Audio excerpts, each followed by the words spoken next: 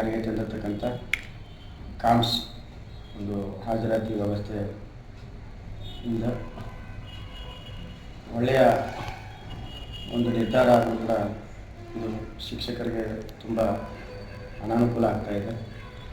ಈ ಕೆಲವು ಕಡೆ ಸಿಗ್ನಲ್ ಸಿಗದೆ ಶಿಕ್ಷಕರು ಪರದಾಡ್ತಾ ಇದ್ದಾರೆ. ಮತ್ತು ಕಾಡಿನಂಚಿನ ಅಲ್ಲಿ ಹೋಗುವಂಥ ಸಂದರ್ಭದಲ್ಲಿ ಬಸ್ ವ್ಯವಸ್ಥೆ ಇರೋದಿಲ್ಲ. ಆಟೋ ಗೀಟೋ ಮಾಡ್ಕೊಂಡು ಹೋಗೋಕ್ಕಾದಂಥ ಸಂದರ್ಭ ಶಿಕ್ಷಕರಿಗೆ ಬಂದಿರುತ್ತೆ.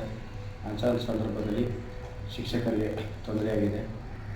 ಮತ್ತು ಇದನ್ನೆಲ್ಲ ಸರ್ಕಾರ ಸರಿಪಡಿಸಿ ಒಂದು ಶಿಕ್ಷಕರಿಗೆ ಅನುಕೂಲವಾಗುವಂಥ ವ್ಯವಸ್ಥೆಯನ್ನು ಮಾಡಿಕೊಡ್ಬೇಕು.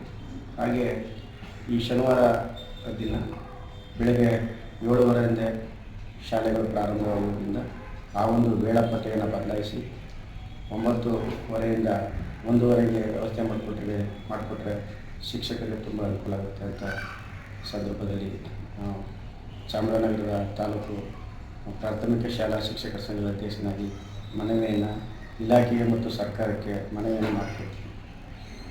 ಹಾಗೆಯೇ ಇತ್ತೀಚೆಗೆ ಸುಪ್ರೀಂ ಕೋರ್ಟಿನ ಈ ಟೆಟ್ ವಿಚಾರವಾಗಿ ತೀರ್ಪು ಬಂದಿದೆ. ಅದನ್ನು ಕೂಡ ಸರ್ಕಾರ ಸೂಕ್ತ ಮಾರ್ಗದರ್ಶನವನ್ನು ನೀಡಿ ಶಿಕ್ಷಕರಿಗೆ TET ಇಲ್ಲದೆ ವ್ಯವಸ್ಥೆಯನ್ನು ಮಾಡಿಕೊಡಬೇಕು, ಶಿಕ್ಷಕರಿಗೆ ಅನುಕೂಲ ಮಾಡಿಕೊಡಬೇಕು ಅಂತ ಈ ಸಂದರ್ಭದಲ್ಲಿ ನಾನು ಸರ್ಕಾರವನ್ನು ಮತ್ತು ಇಲಾಖೆಯನ್ನು ಮನವಿ ಮಾಡ್ತಾ ಇದ್ದೀನಿ. ಈಗ ಸುಪ್ರೀಂ ಕೋರ್ಟು ಕಡ್ಡಾಯ ಮಾಡಿಬಿಟ್ಟಿದೆ TETನ. ನೀವು ಸಂಘದಿಂದ ಅವ್ರಿಗೆ ಒಂದು ಉಚಿತ ತರಬೇತಿ ಈ ಥರ ಒಂದು ಅನುಕೂಲ ಕಲ್ಪಿಸಿದರೆ ಅನುಕೂಲ ಆಗ್ತಿತ್ತಲ್ಲ? ನಮ್ಮ ಸಂಘದ ನಿಲುವು TET ಬೇಡ ಅನ್ನೋದು ನಿಲುವಾಗಿದೆ.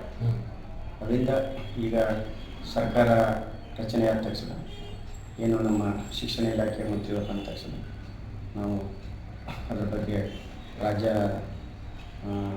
ಸಂಘಟನೆ ಮತ್ತು ನಾವೆಲ್ಲ ಸೇರಿಕೊಂಡು ಒಂದು ತೀರ್ಮಾನಕ್ಕೆ ಬರ್ತೀವಿ. ನಮ್ಮ ಸಂಘದ ನಿಲುವೇನಪ್ಪ ಅಂದರೆ ನಾವು TET ಇಲ್ಲದೆ ಇರಬೇಕು ಅನ್ನೋದು ನಮ್ಮ ಒಂದು ಅಭಿಪ್ರಾಯ. ಅಕಸ್ಮಾತ್ ಮಾಡಲೇಬೇಕು ಅಂದಾಗ ನಾವು ಸಂಘದ ವತಿಯಿಂದ ಇಲಾಖೆಯ ಸಹಕಾರ ತಗೊಂಡು ಎಲ್ಲ ಶಿಕ್ಷಕರು TETಯ ತರಬೇತಿಯನ್ನು ಕೊಡೋಕ್ಕೆ ವ್ಯವಸ್ಥೆಯನ್ನು ಮಾಡಿಕೊಡ್ತೀವಿ.